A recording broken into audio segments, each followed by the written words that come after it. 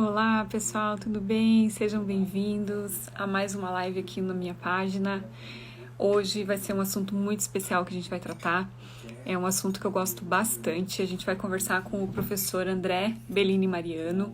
Ele é professor na Universidade Federal do Paraná, no setor de engenharia elétrica. E ele vai ser o nosso convidado de hoje. A gente vai falar sobre energias renováveis.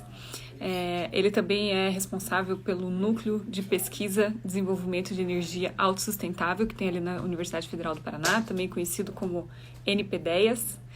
E o professor André, então, é o nosso convidado de hoje. Eu vou só esperar ele entrar aqui, pra gente bater esse papinho com ele. Deixa eu ver se eu acho o meu fone. Pega ele pra mim. Vamos aguardar o professor André entrar pra gente bater esse papinho. Eu vou colocar o meu fone aqui que eu acho que vai ficar melhor se vocês me ouvirem.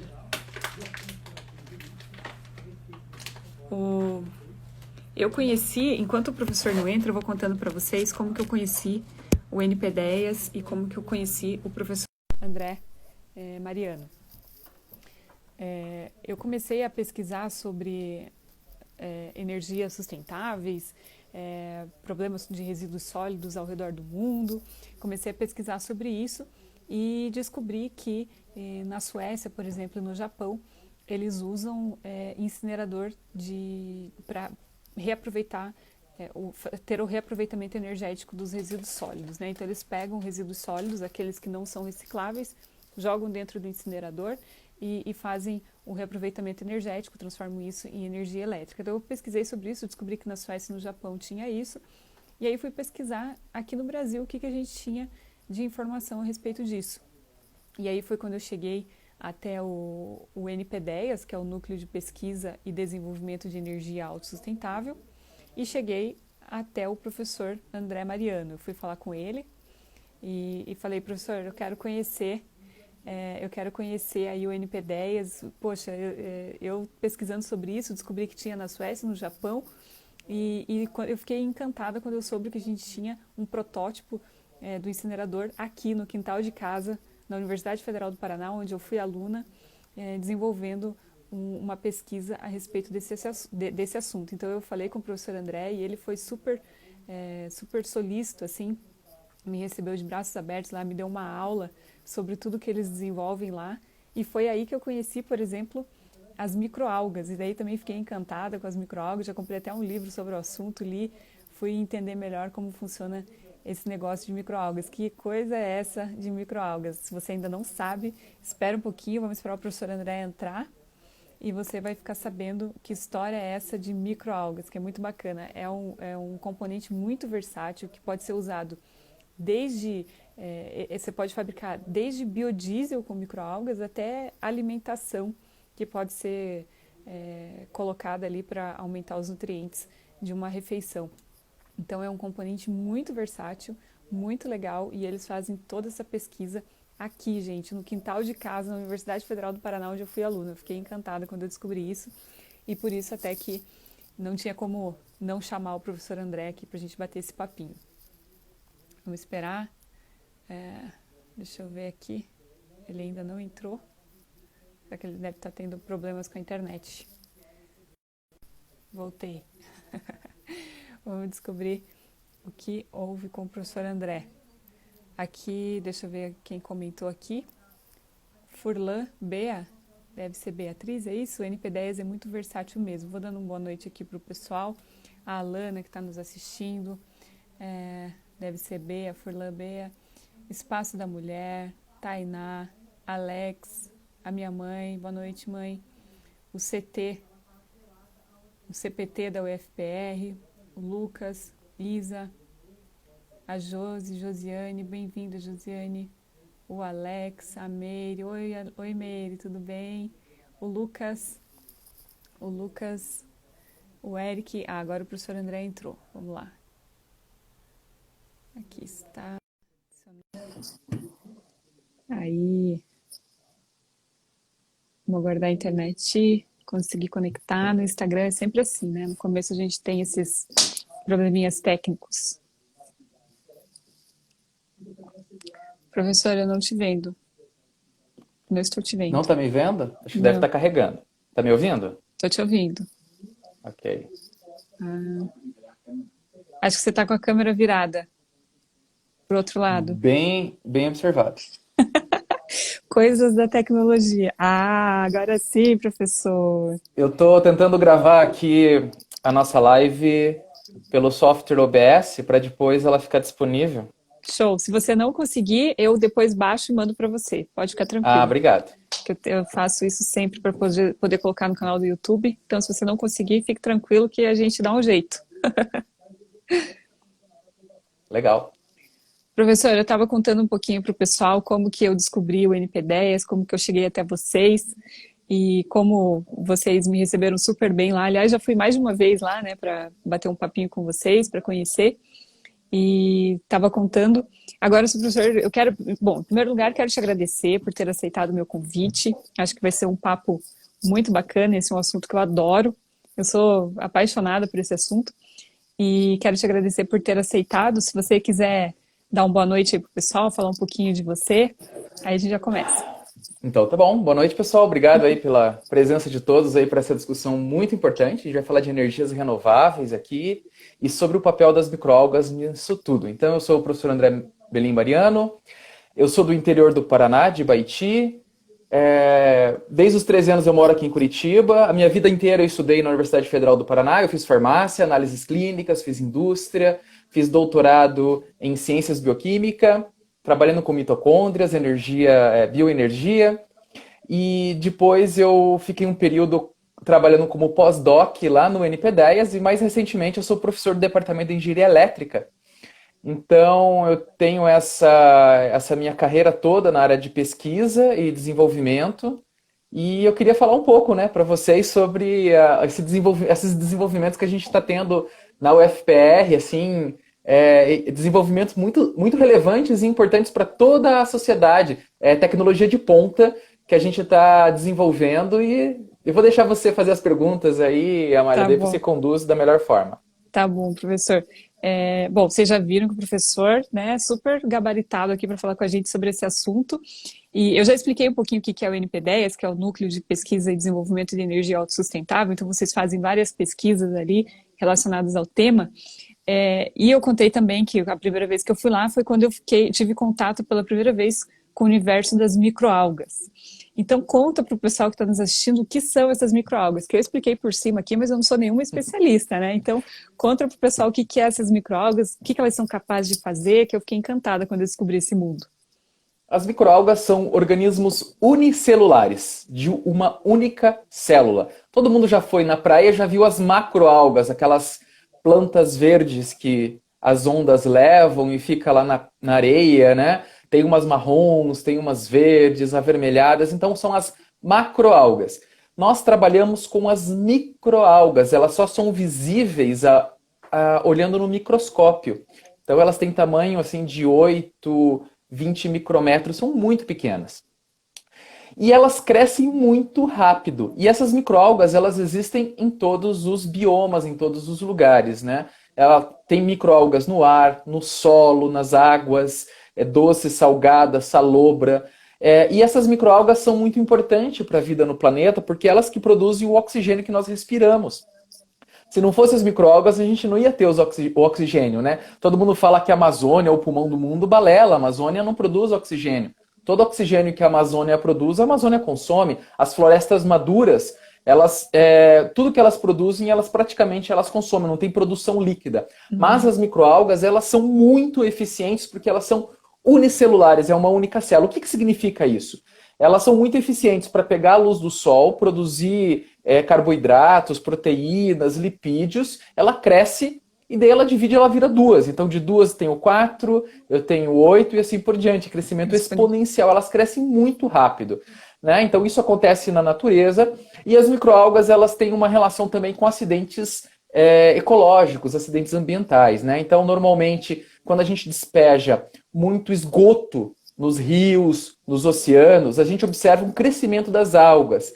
Isso diminui a qualidade da água, porque as microalgas em excesso, né, não é o correto a gente ter isso nesses biomas. E por que que elas crescem? Muito. Porque tem muito nitrogênio, muito fósforo, muito carbono. Ou seja, aquilo que está no esgoto, né, ou até em resíduos agroindustriais, aquilo para as microalgas serve como nutriente. Então, tem luz, né, na temperatura adequada, elas crescem. Né? Então, há uma floração de microalgas. E a gente observa isso muito no jornal quando tem as algas tóxicas, que elas crescem, produzem toxinas e a gente não pode consumir aquela água, morre peixes, né, e perde-se a qualidade da água. Bem, desde a década de 70 e até antes tem muita gente estudando as microalgas e falando assim, puxa vida, e se eu controlar o crescimento destas, vamos chamar aqui de plantas, né? Não são plantas, mas vamos chamar de plantas, né? Elas crescem muito mais rápido que qualquer árvore, que soja, que milho, que feijão, porque elas não fazem raízes, elas não fazem flores, elas não fazem floema, xilema, ou seja, ela simplesmente se duplica, né? E são uniformes, ou seja, se eu produzir 1 quilo de alga, 20 quilos de algas, em teoria, toda essa massa da mesma alga, ela vai ser uniforme, então eu vou conseguir sempre ter as mesmas concentrações dos nutrientes, então é isso que a literatura apontava e sempre apontou, então muita gente boa está trabalhando com o estudo das microalgas. Na natureza, as microalgas elas servem como a base da cadeia alimentar, ou seja, vão alimentar os protozoários, os ciliados, os peixes, e daí vai até chegar nas baleias, né? Então elas alimentam todo o oceano e também os seres humanos, porque quando a gente pesca, esses peixes basicamente comeram lá atrás na cadeia alimentar as microalgas. E tudo isso é energia solar, tudo isso é energia do sol. Então, as microalgas estão aí. Muitas culturas antigas, índios, usavam as microalgas para fazer alimentos. Lá no Lago Titicaca, lá né, aqui na América Latina. Enfim, tem muita descrição do uso das microalgas na história humana, mas mais recentemente é que está tendo um grande desenvolvimento, num primeiro momento, para produzir alimentos para peixes, para a gente produzir camarão e coisas do tipo aqui, não no oceano, em terra. E mais recentemente, com a crise do petróleo, né, a gente vem com as microalgas. Toda vez que o petróleo sobe, começa a ficar barato pesquisar e explorar as microalgas. Toda vez que o petróleo cai, não é tão interessante porque ainda é caro, né? Então, as nossas pesquisas se fundamentam no estudo destas microalgas, mas em aplicações práticas. É isso que a gente faz lá no NP10. Legal. Professor, você falou bastante coisa que eu gostaria de explorar um pouquinho aqui. Então, falando de uma maneira bem leiga, as microalgas elas se alimentam de luz, elas precisam de luz para se reproduzir e elas se alimentam de alguns elementos, por exemplo, que a gente encontra no esgoto, né? Então, a gente pode usar, é certo a gente dizer que a gente consegue usar as microalgas, por exemplo, para fazer um tratamento de esgoto ou um tratamento de efluentes, que sejam, por exemplo, gasosos, alguma coisa assim, ela tem essa finalidade? Tem. A gente pode dizer que é correto, porque é isso que acontece e a gente pode explorar. Tudo que acontece na natureza, o cientista olha, estuda empiricamente, depois faz hipóteses, testa no laboratório, chega a conclusões e isso vira processo. Né? Então, a melhor forma de você inventar algo é olhar o que acontece na natureza e replicar. Né? Se na natureza as microalgas crescem a partir desses elementos, enfim, a gente consegue fazer isso em laboratório. E é muito simples cultivar a microalga. Eu acredito que muita gente já fez isso em casa sem saber. Né? Todo mundo que deixou aquela água da piscina parada, o que acontece? Bate luz do sol, provavelmente tem os nutrientes que a alga precisa. Se alguém fez xixi na piscina, mais fácil ainda.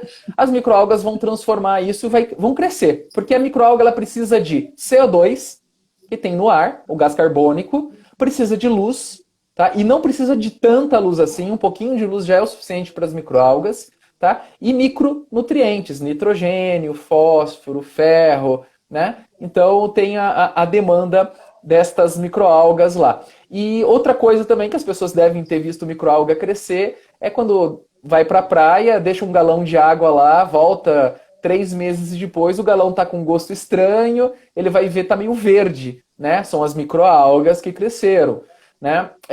E a gente consegue explorar isso sim no laboratório. Eu posso fazer isso de uma forma totalmente artificial. Lá no NP10 nós temos uma sala de cultivo, um espaço todo controlado com a temperatura adequada, a quantidade de luz adequada. A gente fornece ar que tem o CO2 ou fornece o próprio CO2 e a microalga vai fazer a fotossíntese, né? Então ela vai pegar o CO2 do ar, mais uma molécula de água, usa esse excesso de energia de origem luminosa para deslocar elétrons, enfim, vai sintetizar ATP, usa esse ATP para fixar carbono. Então aquele carbono que está no ar, que nós respiramos aqui, ou dos motores, ou qualquer CO2 que está no ar, as microalgas começam a juntar esses carbonos e fazer bloquinhos de 6, que é o açúcar, né? Então o açúcar tem a energia do Sol naquelas ligações covalentes que estão se formando entre as moléculas. Então é uma forma de armazenar energia.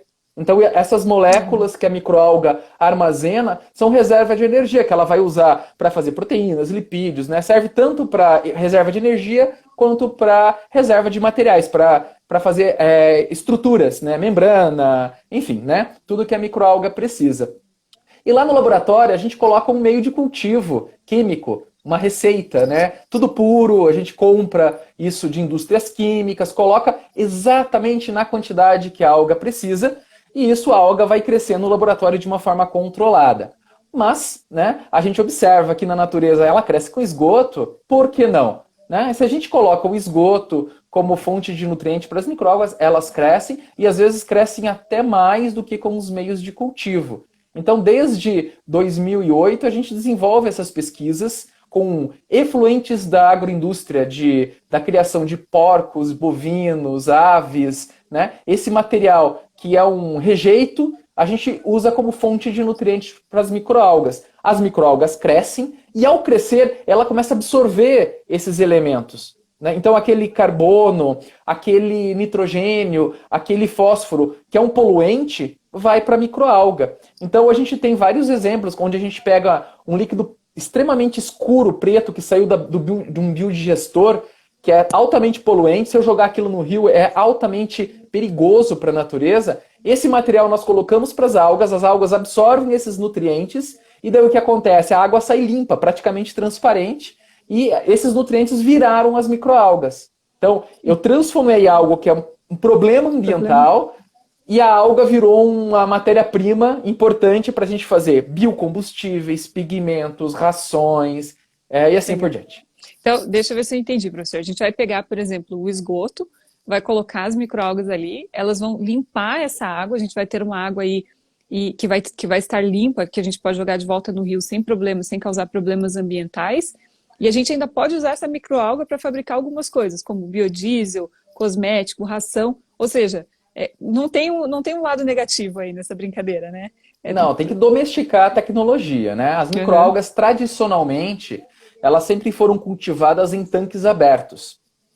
Esses tanques abertos, eles são muito baratos de serem feitos. Você pode cavar um buraco muito raso no chão, de até 60 centímetros no máximo. Coloca uma lona, pronto, você tem um tanque para as microalgas. E você agita, você vai fornecer CO2 do ar, você consegue produzir microalgas e é assim que é feito, é uma forma muito barata. Qual que é o problema? A concentração das algas é baixa nesse sistema, né? E a eficiência do processo como um todo é menor. Então, o nosso grupo de pesquisa, formado por vários pesquisadores desde 2008, pensou no desenvolvimento de um equipamento em escala de engenharia, onde a gente consegue controlar a forma e a velocidade, enfim, que a alga cresce, para otimizar esses processos, para ter um equipamento industrial. Então, nós desenvolvemos o fotobioreator tubular compacto, patenteamos essa tecnologia no Brasil e nos Estados Unidos, e esse equipamento está disponível aí para a sociedade, para quem quiser produzir microalgas em larga escala. É um equipamento compacto, ele tem 8 metros de altura, cada um, uma área, a base dele tem 10 metros quadrados, e a gente consegue colocar aí 3,5 quilômetros de tubos transparentes, né? Então as microalgas elas vão ficar nadando, né, circulando por esses tubos, recebendo a luz do sol e fazendo fotossíntese. Então elas estão constantemente fixando gases, absorvendo nutrientes, e a gente otimiza esse processo para que ele ocorra da forma mais rápida possível. No final do processo nós temos a biomassa de microalgas com valor biotecnológico para a gente explorar nos nossos diversos estudos, e essa água que estava altamente poluente no início, ela está classificada CONAMA classe 3. O CONAMA determina a qualidade da água e o CONAMA classe 3, a água tipo 3 é uma água que eu posso usar para dessedentação de animal, ou seja, o animal pode beber que os níveis de nutrientes estão adequados para eles. Então é um sistema extremamente eficiente que a gente continua estudando para aprimorar cada vez mais. Legal. E esse fotobioreator que você comentou, então ele usa a luz para fazer uma reação de uma matéria biológica que tem ali dentro, né, professor? É mais ou menos isso, né? Fotobioreator. Esse fotobioreator... Eu posso até fazer um paralelo para quem faz pão em casa. Você faz pão em casa? Eu não tenho essa habilidade.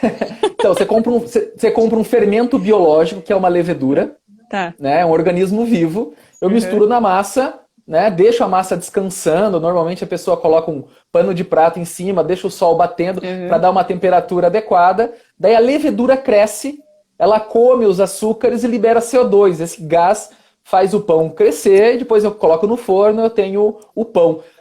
Então, quem toma cerveja, quem toma vinho, é um processo biológico. Eu coloco um micro-organismo lá, a levedura come o meio de cultivo e solta o material que eu quero, no caso álcool, aromas e assim por diante. O queijo, a mesma coisa. Enfim, é um processo biológico. Então o fotobioreator também é um processo dessa natureza, biotecnológico, onde eu coloco as microalgas crescem, elas se multiplicam, eu controlando esse sistema, o tipo da alga, a velocidade de crescimento, o tipo de reator, né, o tipo de material que eu coloco, eu tenho um processo. Eu posso usar as microalgas para tratar efluente de abatedouros, eu posso usar as microalgas para tratar efluentes da indústria cervejeira. Agora, no Brasil todo, a gente tem muitas indústrias de cerveja artesanal, então as microalgas podem ser um sistema interessante de tratar o esgoto, né? Enfim, agroindústria em geral, esgotos em condomínios e tal. E, então, é um processo acoplado. Durante o tratamento do esgoto, desse efluente, a gente tem a produção de uma biomassa de microalgas. Uma massa uniforme, né, rica em microalgas, que tem aplicação na indústria, e, enfim, uma gama de aplicações que eu vou falar mais para frente aqui para vocês. Legal. Essa microalga, esse fotobioreator que o professor comentou, aí no NP10, salvo engano, ele está acoplado com o sistema de incinerador que vocês desenvolveram aí também, né? Que é para queimar. Isso já é o final da história, né? Tá, é lá no final da história. Tá, o professor quer falar antes de... Não, podemos falar. Então lá eu vou falar do NP10, né? Núcleo de Pesquisa e Desenvolvimento de Energia Autossustentável. Então nós somos um grupo de pesquisa do setor de tecnologia da Universidade Federal do Paraná. Nós ficamos no Centro Politécnico. Nós temos uma área construída de 1.400 metros quadrados, com laboratórios, salas para os alunos, salas de reunião, sala de aula, enfim, né? Pátio industrial. É uma infraestrutura grande. E nessa infraestrutura, desde 2008, nós estamos construindo esses equipamentos, esses fotobioreatores, né? Então são reatores com organismos vivos para transformar os materiais. Esses reatores, a gente tem 5 lá no NP10, e a gente tem uma infinidade de outros equipamentos acoplados, como o biodigestor, que eu posso falar um pouquinho mais para frente, né? E daí, as microalgas, elas têm as necessidades. Eu preciso dar os nutrientes para elas crescerem. Como eu falei lá no começo, se nós formos comprar isso da indústria, esses componentes, isso é um processo caro, né? Encarece a tecnologia e a nossa proposta é uma proposta com pegada ambiental. Então a gente foi olhar para a nossa agroindústria. O Brasil é um grande produtor de carne de porco. O Paraná aí sempre está entre os primeiros em produção de carne. A gente vai em uma fazenda aqui perto de Curitiba, em Castro. A gente vai com um caminhão limpa-fossa, a gente aluga esse caminhão e a gente coleta o esterco e a urina dos porcos. Então é o processo normal de produção dessa fazenda. A gente pega as fezes e a urina, traz lá para a federal. Daí a gente coloca isso num equipamento chamado biodigestor. Esse é um equipamento muito comum, antigo, e é um equipamento muito interessante. Ele diminui a carga orgânica do esgoto ou, enfim, né, do resíduo agroindustrial. Então lá na Universidade Federal, esse equipamento, ele degrada o resíduo do porco e produz biogás. Biogás é um combustível um combustível natural muito importante para o Brasil. Eu posso colocar isso nos veículos e usar isso para os carros, eu uso isso na indústria. Purificado, ele tem o mesmo poder calorífico do gás natural. E sobra um efluente. Tradicionalmente, o resto, o efluente do biodigestor, é usado como adubo. Então ele é concentrado, tem muito nitrogênio e muito fósforo, uma carga um pouco menor de carbono, e é um material excelente para usar na agricultura. A gente usa esse material como fonte de nutriente para as nossas microalgas, porque é muito barato e, ao mesmo tempo, eu estou desenvolvendo uma solução importante para os nossos agricultores aqui do Brasil. O país nós somos um país agrícola, então nós temos que desenvolver tecnologia para o campo. Bem, eu pego esse líquido, coloco com as microalgas e elas vão crescer. Então eu resolvi um problema, né? Uma forma barata de fornecer nutriente para as algas nos reatores e, ao mesmo tempo, produzir a biomassa de interesse para biodiesel. Nosso objetivo é tirar o óleo da microalga e fazer biodiesel. Um dos objetivos, né? Uma outra necessidade das microalgas é CO2. Ela precisa de gás carbônico, tá? Então a gente olhou para um grande problema hoje na sociedade, que é o resíduo sólido urbano, o lixo. Cada brasileiro produz em média 1,2 quilos de lixo todo dia, tá? E os nossos aterros estão sobrecarregados, a gente não sabe o que fazer. Aqui em Curitiba, o nosso lixo vai passear, né? A gente paga uma fortuna para o caminhão levar o lixo 70 quilômetros e o caminhão volta vazio. É um problema logístico enorme, grande emissão de CO2 nesse transporte. Bem, o que a gente pensou? E se a gente pegar e aproveitar o poder calorífico do lixo? Por quê? O lixo tem energia. Então a gente dimensionou um equipamento lá no NP10 com um incinerador, né, um incinerador próprio para lixo hospitalar. Então esse material é incinerado a temperaturas apropriadas e vai formar um gás de emissão. Essa emissão a gente joga para as microalgas e elas absorvem os gases, o CO2, por exemplo, e cresce. Então a gente desenvolveu um sistema para purificar as emissões do incinerador. E esse calor da incineração a gente não vai jogar fora. Então, o professor Vargas desenvolveu uma turbina, um ciclo Rankine, e nós produzimos eletricidade com o calor do lixo. Então, perfeito. Esse equipamento foi dimensionado, perfeito, foi dimensionado para tratar o lixo do Centro Politécnico. Então, o lixo vira energia elétrica, a emissão é tratada pelas microalgas, o esgoto vira nutrientes para as microalgas, e no final as microalgas elas vão ter as aplicações que nós estudamos, né? Uma delas é o biodiesel, a gente tira o óleo e produz biodiesel. Um outro estudo que nós temos é petróleo, a microalga produz petróleo, tá? Então a gente tem aí um aluno de doutorado, o Iago, que está tirando os carboidratos, os lipídios, né? Os apolares, e produzindo petróleo direto das microalgas. Outros estudos, a gente produziu ração de peixe, ração de cachorro, né? E sempre com um grande desempenho quando a gente testa.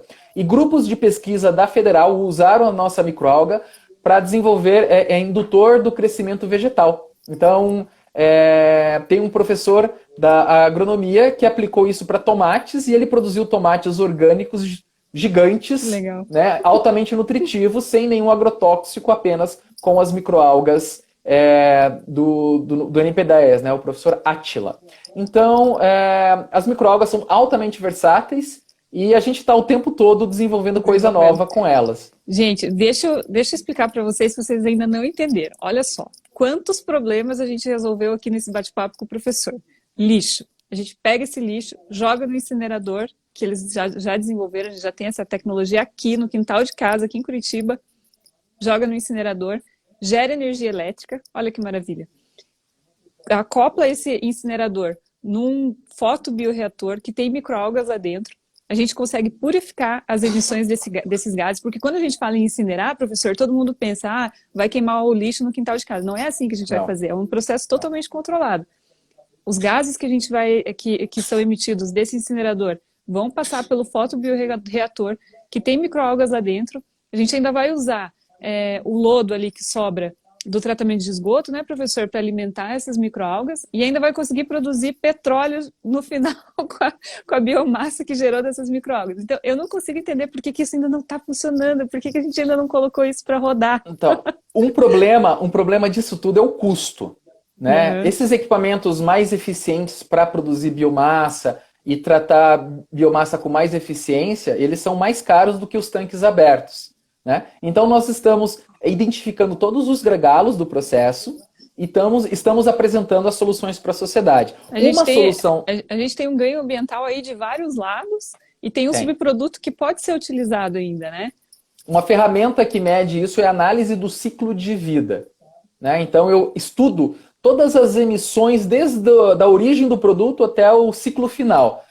São tabelas, enfim, é um sistema totalmente burocrático para eu comparar os processos, né? E quando a gente avaliou a questão das microalgas, só o fato das microalgas tratarem a água do esgoto e fornecerem uma água boa, tá? Isso já dá um ganho de pegada hídrica enorme, né? Uhum. As microalgas, elas tiram o CO2 do ar, então mitigam o problema das emissões.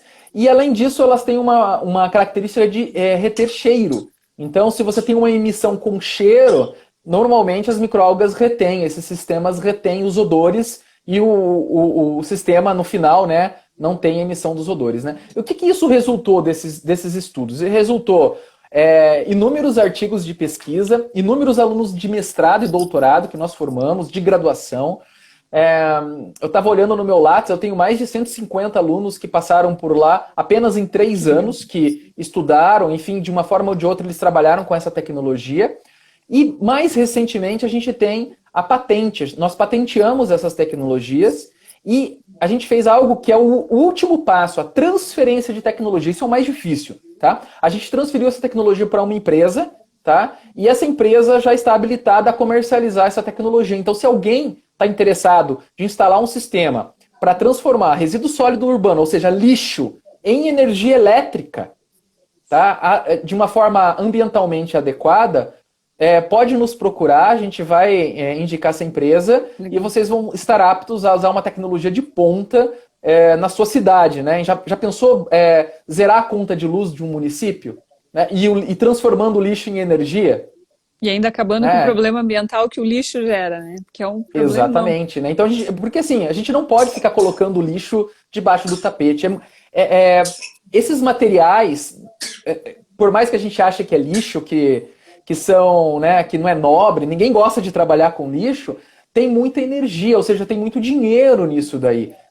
Se é resíduo orgânico, é a energia do sol que está sobrando nesses nutrientes. Se são materiais da indústria, né, tem energia dos plásticos, do papel, enfim, do papelão, de tudo que está presente. E esse material, se a gente coloca num aterro, e daqueles aterros que não aproveitam o biogás, eu estou jogando metano na atmosfera. Esse metano é 30 vezes pior que o CO2, eu agravo ainda problemas do efeito estufa, tem problema de cheiro, tem problema de espaço. Então, é uma série de problemas que a gente começa a resolver já no início. E com essa tecnologia a gente consegue resolver um problema logístico também, de não ficar levando o lixo para cima e para baixo. A gente consegue tratar o lixo nos bairros sem problema de emissões, porque as microalgas estão filtrando os gases que estão sendo emitidos. E isso tudo está disponível para quem quiser conhecer no Centro Politécnico da Universidade Federal do Paraná. Tá? Nós temos um projeto paralelo ao NP10, que é o Ciência para Todos, onde nós recebemos escolas. Então, mais de 500 alunos todo ano passam por lá, conhecem todos os nossos processos, visitam os laboratórios, as startups que nós temos e também as microalgas, e eles observam os cultivos e veem, assim, em tempo real, os nossos alunos trabalhando. Enfim, eles estão dentro do laboratório vendo a ciência sendo desenvolvida. A gente faz isso desde 2016. Né? Já vai instigando nas crianças aí essa curiosidade pela ciência, né? Eu gosto desse projeto porque eu coloco o aluno da graduação para conversar com o aluno do ensino médio, com os professores. Então aquela barreira de ter um professor, né, mais velho, falando de ciência, não, é um jovem de 18, de 20 anos que vai estar explicando para os outros alunos, para os visitantes, o que é ciência, como se faz ciência, e eles se espelham, eles se enxergam, né? A gente tem muitas meninas no nosso projeto, isso é importante para as meninas enxergarem, né, que as mulheres devem ocupar esses espaços na ciência, né? A Beatriz está, inclusive, fazendo propaganda aqui no chat do nosso projeto, do CPT UFPR. Enfim, né, a gente, com essas visitas de escolas, a gente democratiza a universidade pública, a gente dá acesso para todo mundo, transforma os professores em agentes multiplicadores, eles têm subsídio agora de dar aulas a partir da ciência que está sendo desenvolvida na federal, não naquilo que está nos livros apenas, exemplos de fora. É um exemplo aqui do Brasil, feito para a realidade do Brasil, para a nossa realidade de um país agrícola, né, de um país que tem problemas nas nossas cidades de esgoto, de tratamento de esgoto, agora com a novo marco do saneamento. Do esgoto, do saneamento básico aqui no Brasil, isso vai mudar, mas até agora é muito triste, né, essa situação que a gente se encontra, né, onde as pessoas têm esgoto passando na porta da casa, né, as crianças doentes, enfim. Né, então, os professores vão ter esses exemplos, vão agir como agentes multiplicadores. Os nossos alunos, a gente sensibiliza os nossos alunos que participam do projeto a aprenderem a se comunicar e a levar esses valores para a sociedade. É um projeto de extensão, nós derrubamos os muros da universidade, né? E esse é apenas uma das iniciativas do Ciência para Todos. Ainda tem a questão da divulgação científica, nós produzimos muito conteúdo online para as pessoas verem como é feita a ciência de verdade, a ciência do laboratório, então é bem transparente, se eles quiserem ver o dia a dia de um laboratório, só acompanhando as nossas redes, eles vão ter uma ideia muito boa, né? E a gente tem ainda um programa de inovação inédito, que se chama Iniciativa Startup Experience. Nós desenvolvemos startups dentro da Federal com alunos de graduação e pós-graduação, ensinando a transformar um trabalho de conclusão de curso, uma iniciação científica, um mestrado e doutorado num produto que vai impactar a sociedade, num produto que melhore a qualidade de vida das pessoas, e um produto de inclusão social, enfim, né? A gente tem uma metodologia e a gente trabalha bem forte com isso. Professor, já que o professor entrou nessa área da startup que o professor comentou, você pode comentar um pouquinho com a gente quais são as startups que estão ali, o que eles estão desenvolvendo?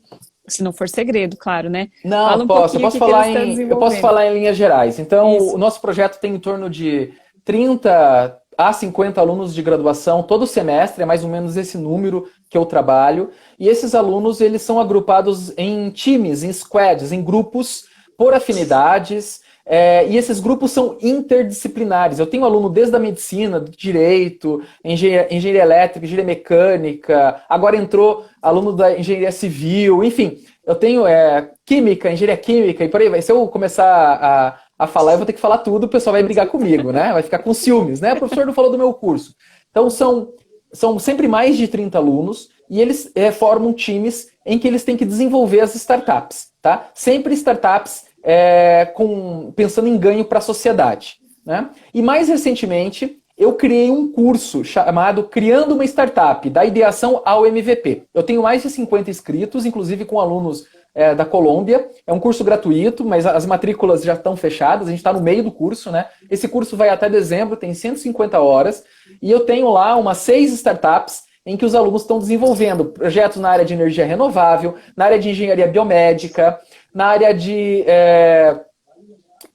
realidade aumentada para ensino da medicina, e por aí vai. É uma infinidade. A primeira startup que a gente desenvolveu é o Bike Lab, é um dispositivo internet das coisas destinado a gente colocar na bicicleta, e o ciclista, ao pedalar pela cidade, ele vai monitorar o trânsito, ele vai monitorar onde os motoristas respeitam ele ou não. Ele tem um sensor de distância no guidão, então ele mede a distância com que os veículos passam. Se o veículo passar a menos de 1,5 m, ele vai georreferenciar. Então a gente tem um mapa de risco da cidade, um mapa real, em tempo real, personalizado por estilo de pedalada, por idade de ciclista e por aí vai, né? Então com esses dados a gente vai conseguir no futuro determinar rotas mais seguras para os ciclistas. E, além disso, a gente vai medir também em tempo real as emissões, o ruído da cidade, de forma distribuída também. Então, é um equipamento para segurança do trânsito e para monitoramento ambiental. A gente tem o Climoscópio, ele é uma parceria com a UFPR Litoral, com o Lab Móvel, lá do professor Rodrigo, do professor Emerson, deixo um abraço para eles aqui. É um dispositivo que é aplicado desde o ensino da ciência em escola, o professor monta isso com os alunos na escola para entender como é que é feita a ciência, a coleta de dados, até um produto para a agroindústria, onde a gente vai para o campo para medir a questão da chuva, umidade do solo, monitoramento de incêndios, e dentro da indústria a questão das emissões de gases tóxicos, por exemplo. É um equipamento versátil. E por aí vai, né? A gente tem uma startup que está usando uma patente do nosso grupo, de diagnóstico de câncer a partir de imagem de infravermelho, né? Então é uma tecnologia não invasiva para tentar, através da temperatura corporal, medir se a pessoa está com chance de ter um tumor ou não e fazer as indicações médicas adequadas. Poxa, que interessante. Tem startup de mobilidade, de saúde, soluções para o campo, tem um monte de coisa, né, professor? Que bacana. Eu posso voltar só um pouquinho no assunto que eu me lembrei agora? Eu me lembrei agora de uma pergunta que também sempre me fazem quando eu falo de incinerador. Depois que fez a incineração, passou pelo fotobioreator, daí vai soltar no meio ambiente aí esses gases aí, né, que já passaram pela purificação das microalgas. Esses gases que são emitidos, eles estão dentro dos padrões de qualidade ambiental internacionais? Vocês já fizeram essa pesquisa? Como que Sim. Os gases, a gente tem medidores de gases que a gente avalia a qualidade, a composição. Existe uma norma CONAMA, né, que a gente deve atender, e a gente não pode incinerar e jogar os gases fora desse padrão. O incinerador que a gente adquiriu, ele já incinera e já emite as emissões dentro da norma. Né? Então, a gente tem uma forma de controlar a composição das emissões, controlando a temperatura da incineração. Se a gente faz a incineração a baixas temperaturas, a gente faz uma queima queima incompleta e gera compostos indesejáveis, que são as dioxinas, furanos e assim por diante. Né? Agora, se a gente faz uma incineração entre 800 a até 1000 graus Celsius, a gente garante que a gente não vai ter monóxido e, porventura, né, a gente não vai ter os outros gases, enfim, indesejáveis. E o nosso sistema tem 2 câmaras. Então, a primeira câmara queima o lixo e a segunda câmara queima a emissão da primeira câmara. Isso. E, além disso, esses gases passam pelas microalgas, e as microalgas, elas vão reter essa poluição. Então, a gente observa a redução, eu não estou com os números de cabeça aqui, mas é em torno de 40%, 60% a concentração de monóxido de carbono é diminuída. NOx também nessa ordem, chegou em alguns experimentos a reduzir até mais de 90%. Tá? E a questão se eu tiver fotobioreatores na quantidade suficiente para tratar a incineração, eu posso incinerar a quantidade que eu quiser, porque o fotobioreator vai ficar captando esses gases. E a gente vai ter que ter uma microalga lá capaz de crescer, né, nessa incineração, usar esses gases e não morrer. Então é um ajuste da tecnologia da incineração com a biotecnologia. Tá, eu estou anotando aqui, senão eu esqueço. Sabe o que eu queria te perguntar? O professor até comentou nos aterros, né, que a gente tem hoje, tem alguns aterros que fazem o reaproveitamento do metano, que o próprio lixo ali, quando ele fica degradando, ele vai soltando metano. A gente tem alguns aterros hoje que fazem uma espécie de cobertura por cima desse aterro e conseguem captar esse gás e usar. Mas uma vantagem do incinerador é que ele reduz consideravelmente o volume do resíduo, né? Então, em vez de a gente jogar lá 1 quilo no aterro, a gente vai jogar, sei lá, 10% disso, talvez, alguma coisa nesse sentido, né? O volume, em média, ele se reduz para 10% a 5% e vira cinzas. Lindo. Então, é uma redução enorme. E a gente prolonga o tempo de vida útil de um aterro. De um aterro, sim. Para jogar esse material. E, além disso, tem muitas pesquisas que desenvolvem o uso dessas cinzas. Cinzas, para desenvolver concreto, asfalto. Materiais. Sim. Então você ainda aplica esse material. Na Suécia, eles conseguem usar, colocar só 1% do lixo, eles mandam para o aterro, e eles ainda estão tentando achar uma finalidade para esse 1% que vai parar no aterro, que são metais pesados, alguma coisa assim que eles não conseguiram ainda utilizar. Eu quero deixar registrado aqui que eu sou engenheira mecânica formada na Federal do Paraná e fui aluna do professor Vargas, que é teu colega lá no NP10. Professor Vargas, grande professor Vargas. Sim, e inclusive o Davi, que está nos assistindo, também é meu colega e também passou pelas mãos do professor Vargas. E outra coisa que eu queria te perguntar a respeito do fotobioreator, tem as microalgas lá dentro e a gente precisa trocar elas vão crescer, a gente vai usar essa biomassa. Quanto tempo isso vai levar? Quanto tempo a gente vai precisar se preocupar em fazer essa troca para poder usar essa biomassa e dar destinos nobres aí para as nossas microalgas? Depende da alga, depende da temperatura ambiente, depende dos gases que eu estou dando, né? É multifatorial.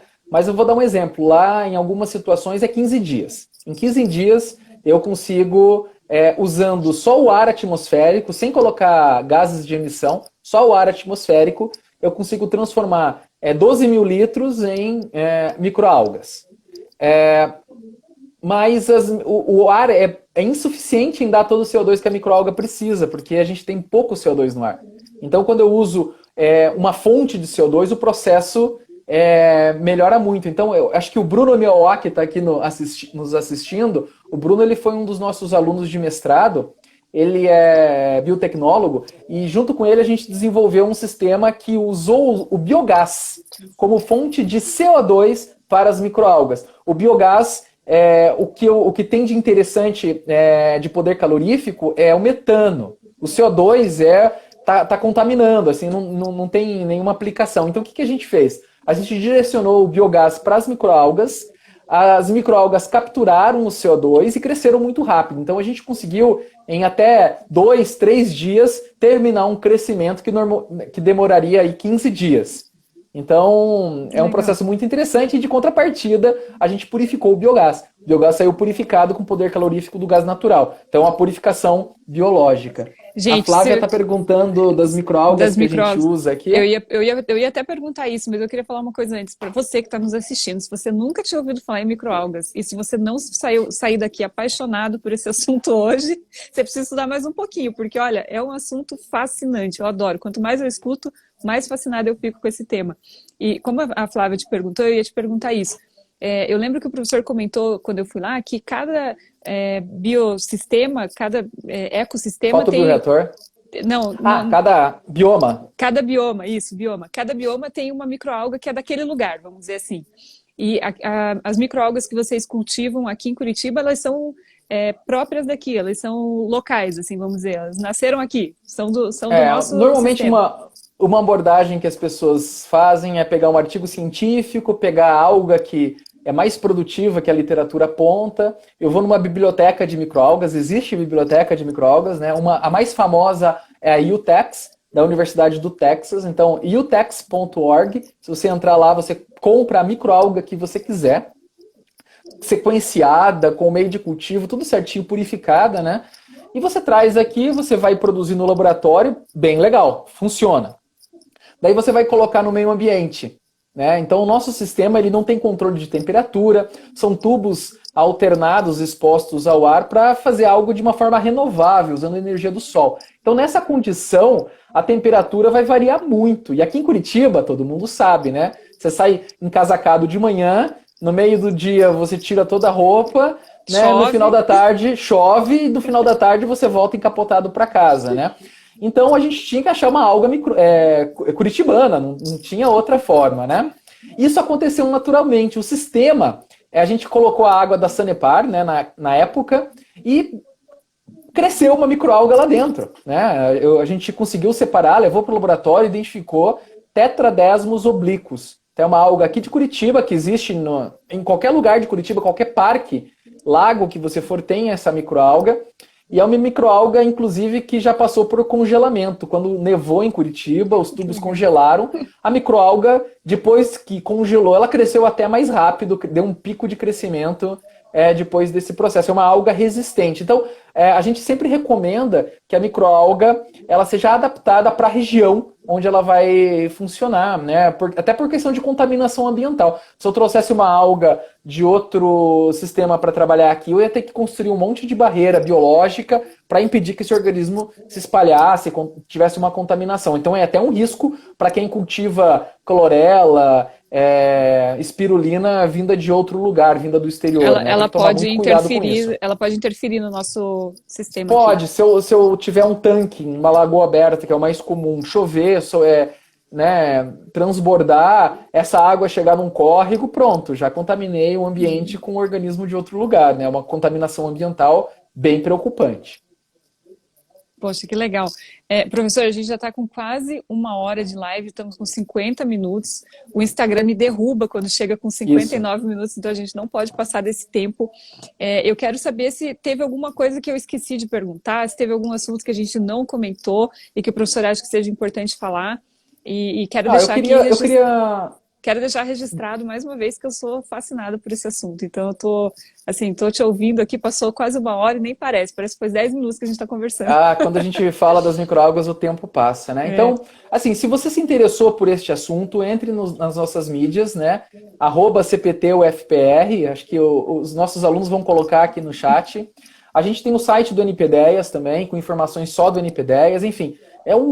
A gente tem uma plataforma Transmite, nós produzimos muito conteúdo, lá você vai ver tudo o que a gente faz, nós fazemos tudo de uma forma muito transparente, porque a gente acredita que a sociedade ela deve ter benefícios do trabalho da federal, da universidade pública. A gente tem que quebrar esse modelo antigo que existe de produzir artigo em inglês e não melhorar a nossa sociedade aqui do lado. A gente tem que fazer as duas coisas, produzir artigos de alta qualidade, que sejam citados por muitos pesquisadores no mundo todo, né? Tem um índice de citação alta, mas ao mesmo tempo formar pessoas capazes de transformar a ciência em qualidade de vida para o cidadão. Então, esse é o nosso objetivo dentro da universidade, e por isso que eu criei em 2016 o Ciência para Todos, né? Hoje é o que envolve muito o meu trabalho. Hoje, tudo que eu faço no NPDEAS está dentro do Ciência para Todos. A gente usa o NPDEAS para os alunos das engenharias químicas, engenharia de bioprocessos fazerem estágio. Então eles entram lá, eles têm um programa de estágio controlado por alunos de mestrado e doutorado. Lá a gente tem o Murilo, o Thiago que estão cuidando disso. E esses alunos eles saem formados para trabalhar com microalgas nesse contexto de biotecnologia. A gente transmite para os alunos essa ferramenta que é a Iniciativa Startup Experience, onde a gente capacita eles para serem líderes, para serem pessoas que vão agregar valor na sociedade, entendendo a importância da transformação, de levar o valor para quem precisa. Então a gente faz isso com muito carinho, com muito cuidado.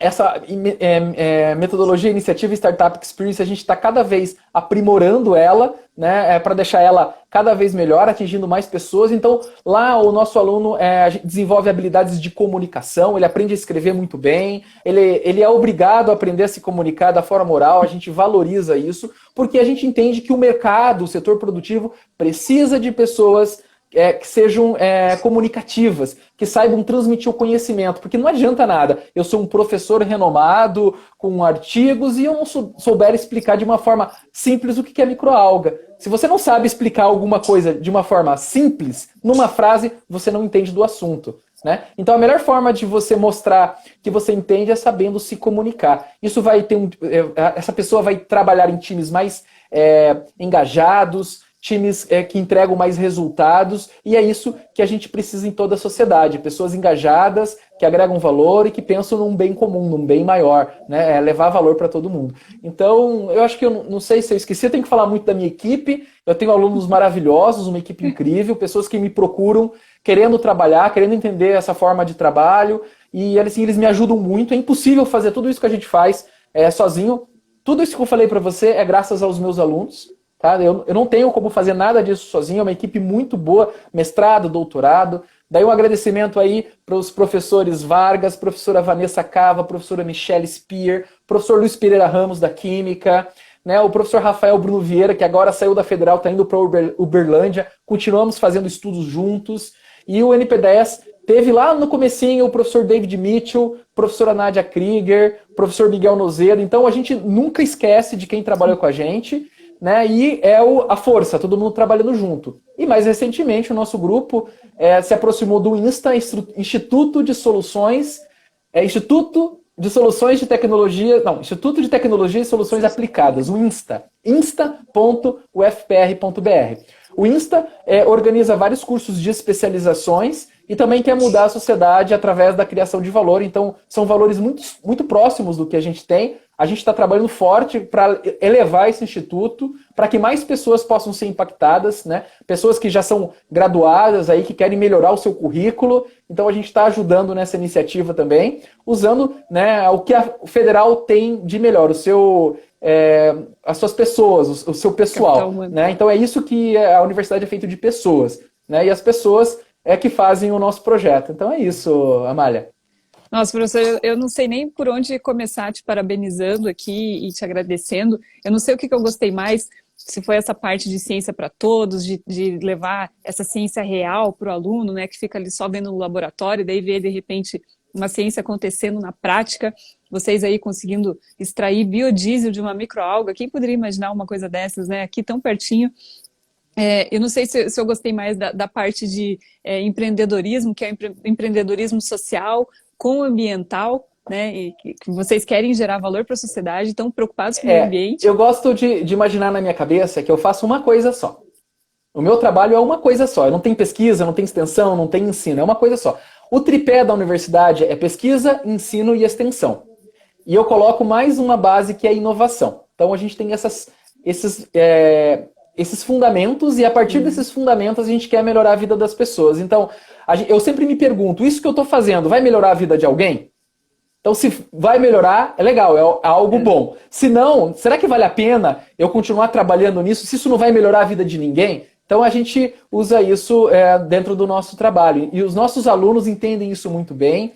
A gente trabalha com a nossa cultura, tem um fit cultural, visão, missão, valores. Né? Então, todo mundo sai bem capacitado, bem preparado para o mercado, né?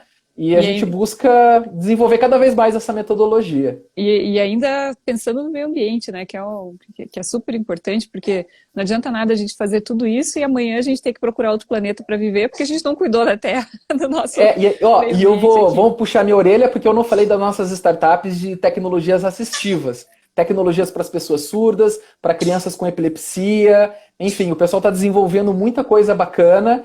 E mais recentemente a gente fez uma parceria com o Hospital das Clínicas. A gente está desenvolvendo aplicativos para controlar a doação de sangue, gerenciar as filas de doação, de coleta de sangue também para análises clínicas e por aí vai. Eu acho que a gente podia marcar uma outra live só para falar das startups, porque olha, eu estou encantada aqui com o universo de coisas que vocês estão desenvolvendo.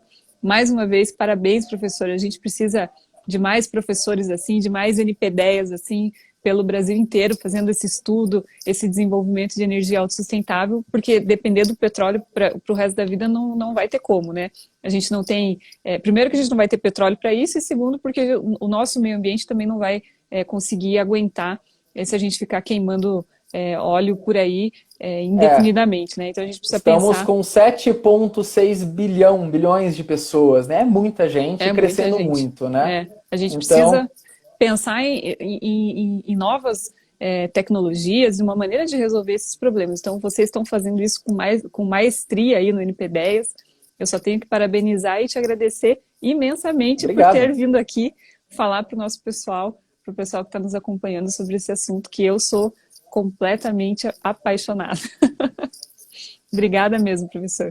Obrigado, um abraço, obrigado para todo mundo que assistiu. Aguardo você enviar esse vídeo para a gente divulgar ainda mais, para mais pessoas assistirem. Pode deixar que eu vou baixar ele e te envio.